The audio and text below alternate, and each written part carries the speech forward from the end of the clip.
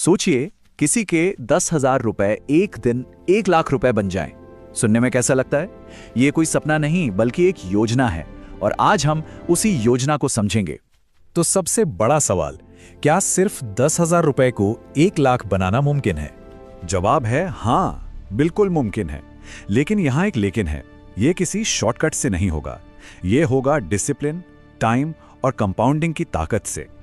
आज मैं आपको एग्जैक्ट कैलकुलेशन के साथ बताऊंगा कि एसआईपी क्या होता है, कंपाउंडिंग का असली मैथ क्या है, इसमें कितने साल लगेंगे और इसे करने की प्रैक्टिकल स्ट्रेटजी क्या होनी चाहिए। देखिए, ये कोई हाइप नहीं है, ये एक realistic wealth creation road map है। तो चलिए शुरू करते हैं इस सफर के सबसे जरूरी हिस्से से, यानी इसके इंजन से, यानी एसआईपी और कंपाउंडिंग। तो ये एसआईपी है क्या? बहुत सिंपल सा कॉन्सेप्ट है। इसका मतलब है सिस्टमैटिक इन्वेस्टमेंट प्लान, यानी हर महीने एक फिक्स्ड अमाउंट एक फिक्स डेट पर इन्वेस्ट करना। मार्केट ऊपर हो या नीचे, इससे कोई फर्क नहीं पड़ता। यही अनुशासन है। चलिए इसको एक आसान से उदाहरण से समझते हैं। मान लेते हैं कि हर महीने 2,000 रुपए इन्वेस्ट किए जा रहे हैं।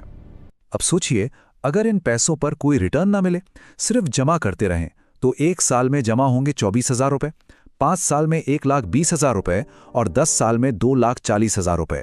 ठीक है, पैसा जमा हो रहा है, लेकिन ये सिर्फ सेविंग है, वेल्थ क्रिएशन नहीं। क्योंकि असली जादू इन्वेस्टमेंट अमाउंट में नहीं, वो कंपाउंडिंग में छिपा है।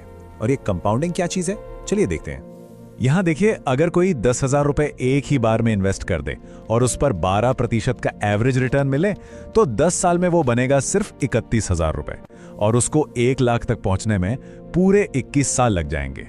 मतलब सिर्फ एक बार इन्वेस्ट करने से बात नहीं बनती। लेकिन आप देखिए एसआईपी का कमाल, वही 12% रिटर्न, लेकिन इस बार हर महीने 2,000 रुपए इन्वेस्ट हो रहे हैं। 5 साल में टोटल इन्वेस्ट हुए 1,20,000 रुपए और वैल्यू बनी लगभग 1,65,000 रुपए। 10 साल में 2,40,000 का इन्वेस्टमेंट बन गया 4,60,000 रुपए और 15 साल में 3,60,000 का इन्वेस्टमेंट 10 लाख को भी पार कर जाता है। इसे कहते हैं पावर ऑफ कंपाउंडिंग, जो एसआईपी के साथ मिलकर काम करती है। अब ये जो 12% का रिटर्न हम बार बार बोल रहे हैं, ये है क्या? इसे कहते हैं CAGR, यानी compound annual growth rate. Basically ये एक एवरेज रिटर्न है लंबी अवधि का। जैसे भारत का जो निफ्टी 50 इंडेक्स है, उसका लॉन्ग टर्म हिस्टोरिकल CAGR लगभग 12 से 15% के बीच रहा है। तो ये एक रियलिस्टिक नंबर है। लेकिन एक बात हमेशा याद रखनी है, ये रिटर्न हर साल फिक्स नहीं होता। मार्केट हमेशा एक जैसा नहीं चलता। किसी साल मार्केट 20% गिर सकता है तो अगले साल 30% बढ़ भी सकता है। इसीलिए लॉन्ग टर्म एवरेज यानी CAGR पर फोकस करना इतना जरूरी है। तो चलिए, थ्योरी तो समझ आ गई, अब बात करते हैं असली प्रैक्टिकल रोड मैप की। एक ऐसा प्लान जिसे कोई भी फॉलो कर सकता है। तो ये है वो 4 स्टेप रोड मैप, जो एक मजबूत इन्वेस्टमेंट जर्नी की नींव है। पहला, इमरजेंसी फंड। दूसरा, इंडेक्स फंड से शुरुआत। तीसरा, एसआईपी अमाउंट को बढ़ाना। और चौथा, मार्केट क्रैश के लिए तैयार रहना। स्टेप नंबर 1 और शायद सबसे जरूरी, इन्वेस्टमेंट शुरू करने से पहले एक इमरजेंसी फंड बनाना ही बनाना है। कम से कम 3 से 6 महीने के खर्चों के बराबर पैसा एक अलग बैंक अकाउंट में रखा होना चाहिए। यह आपका फाइनेंशियल सेफ्टी नेट है। अच्छा, शुरुआत कहां से करें? बिगिनर्स के लिए सबसे बेहतर ऑप्शन है निफ्टी 50 इंडेक्स फंड में एसआईपी करना। इसके कई फायदे हैं। इससे पैसा देश की टॉप 50 कंपनियों में लग जाता है, यानी डाइवर्सिफिकेशन। किसी एक स्टॉक में पैसा लगाने से रिस्क बहुत कम हो जाता है और इनका एक्सपेंस रेशो यानी मैनेजमेंट फीस भी बहुत कम होती है। अब आते हैं स्टेप नंबर 3 पर, जिसे कहते हैं स्टेप अप एसआईपी। ये कंपाउंडिंग को रॉकेट स्पीड दे सकता है। इसका सिंपल सा मतलब है कि हर साल अपने एसआईपी अमाउंट को थोड़ा सा बढ़ा दो। मान लीजिए 10%। तो अगर इस साल 2,000 रुपए की एसआईपी है, तो अगले साल 2,200 रुपए की। जैसे जैसे इनकम बढ़ती है, इन्वेस्टमेंट भी बढ़ना चाहिए। और आखिरी और सबसे इंपॉर्टेंट रूल, जब मार्केट गिरे तो डरना नहीं है। अक्सर लोग घबराकर अपनी एसआईपी बंद कर देते हैं। यह सबसे बड़ी गलती है। मार्केट क्रैश का मतलब है कि आपको वही चीज सस्ते में मिल रही है।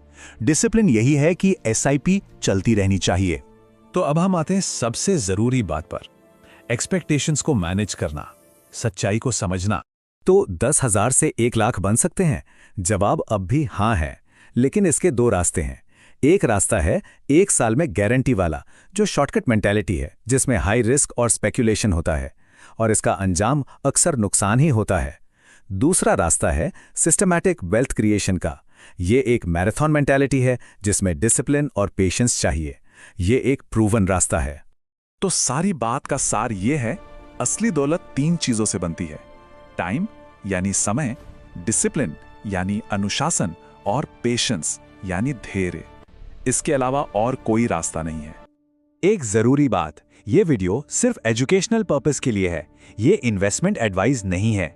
इन्वेस्ट करने से पहले हमेशा अपने फाइनेंशियल एडवाइजर से कंसल्ट करें। और अगर आप रियलिस्टिक, डेटा ड्रिवन इन्वेस्टिंग सीखना चाहते हैं, जहां हाइप नहीं बल्कि सिस्टमैटिक वेल्थ बिल्डिंग की बात होती है, तो वेल्थ क्रिएशन असम को सब्सक्राइब करें। तो अब जब रोड मैप बिल्कुल साफ है, सबसे बड़ा सवाल ये है कि इस सफर को शुरू करने के लिए आज, अभी सबसे पहला कदम क्या उठाया जा सकता है।